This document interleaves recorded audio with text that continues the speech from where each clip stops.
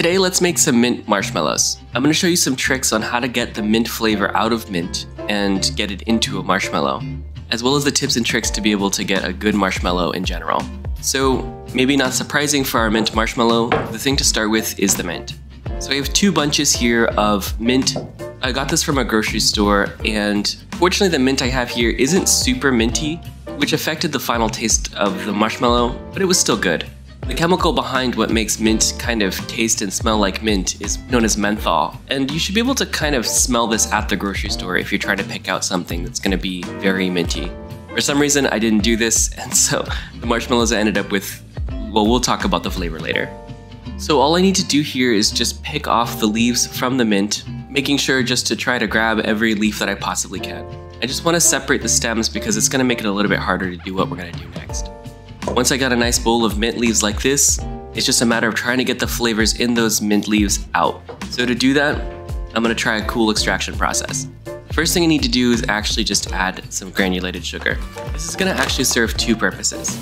The first thing that it's going to do is it's going to help kind of draw out the oils and flavors inside of the mint leaves through a process called osmosis.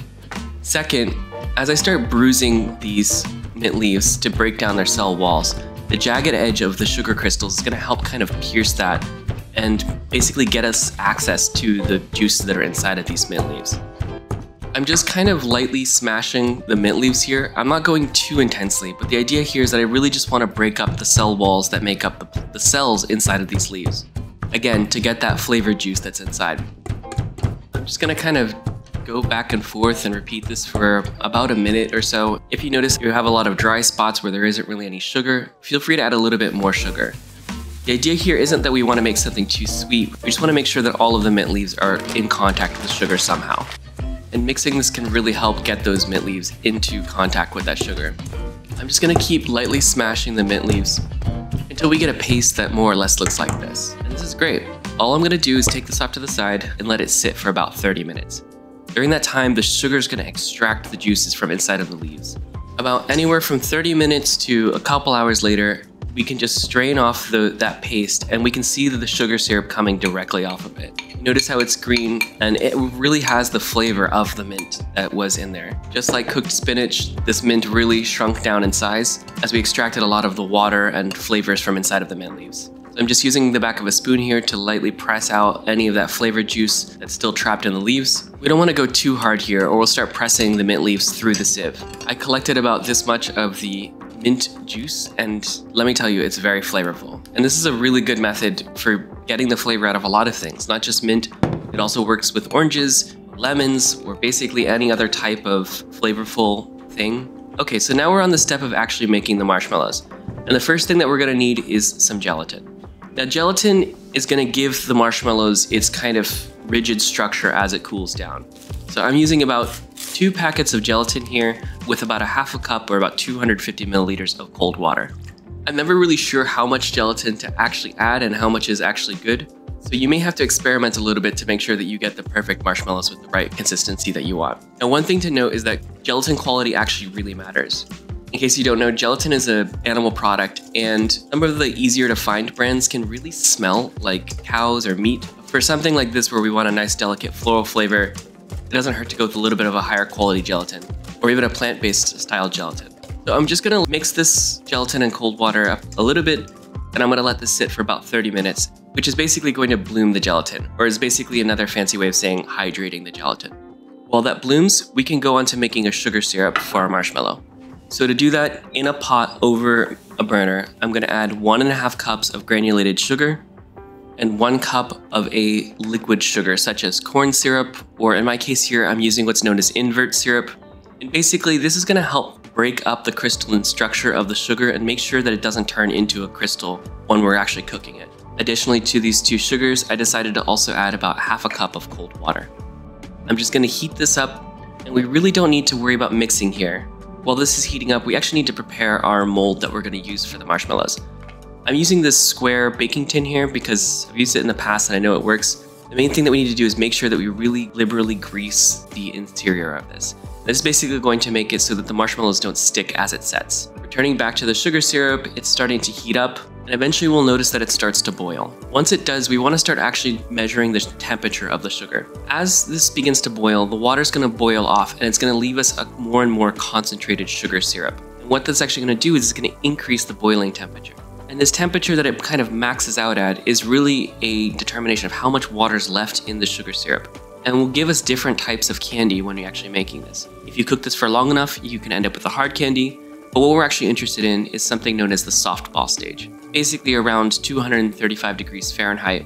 Now, I really recommend using a thermometer for this type of candy making. So once my sugar syrup reached about 235 degrees Fahrenheit, it's time to actually make the marshmallows. To do this, we just need to return to our bowl of gelatin, and we should notice that it kind of has solidified and turned into some sort of jelly.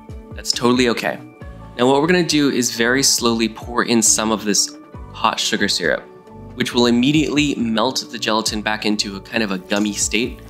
And we're just going to keep mixing this until all of the gelatin kind of gets broken up and we don't have any clumps. Once we notice that it's basically liquid again, we're just going to start whisking all of this together and making sure that the sugar syrup and the gelatin are kind of getting along with each other.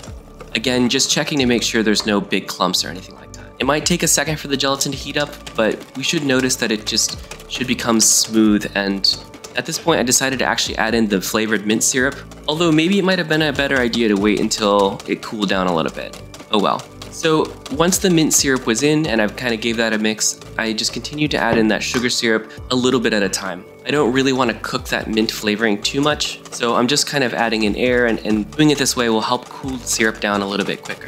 Cooling down the sugar syrup will basically allow the gelatin molecules to kind of hold the structure a little bit better, as well as the sugar itself will stop kind of acting like a liquid and will actually provide some form of structure that will actually hold the air bubbles that we're introducing.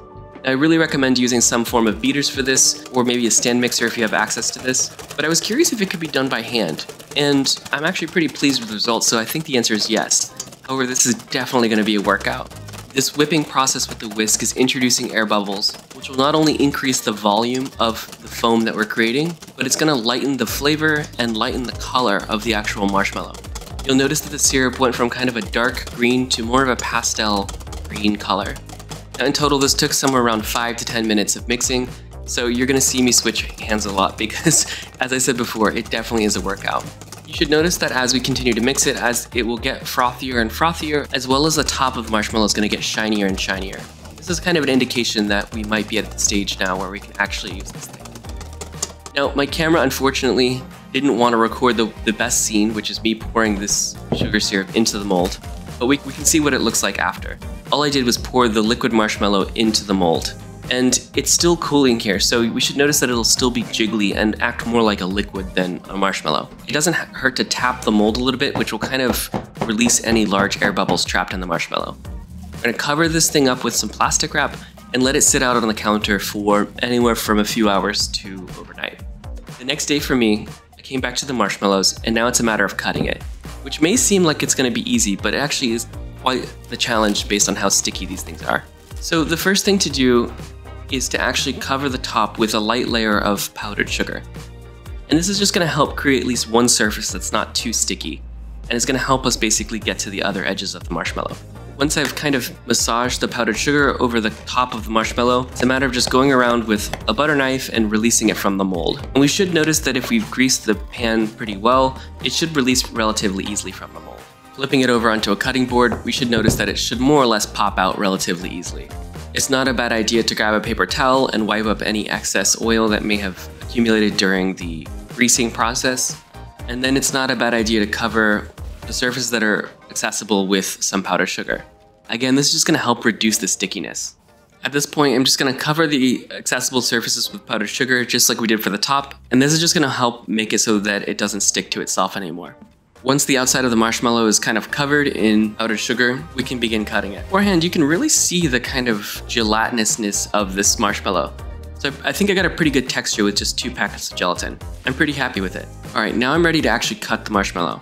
Now, it's not a bad idea to grease your blade just so that it doesn't stick to the marshmallow, but you can also do that without. Based on the size and geometry of the marshmallows, I'm deciding to cut about 1-inch cubes, which I think will be pretty cool. It should cut relatively easily, but the marshmallow itself will stick to the blade as you cut through, which will actually make it harder as you get closer to the bottom.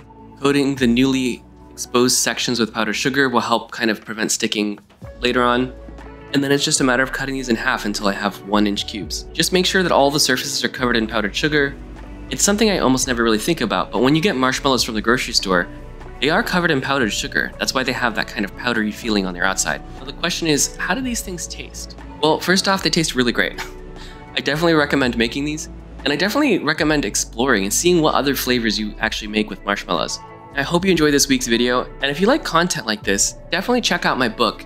It's about all sorts of different types of drinks. Soda drinks, milk drinks, coffee drinks. It should be coming out soon. Well, or maybe it's already come out depending on when you're watching this.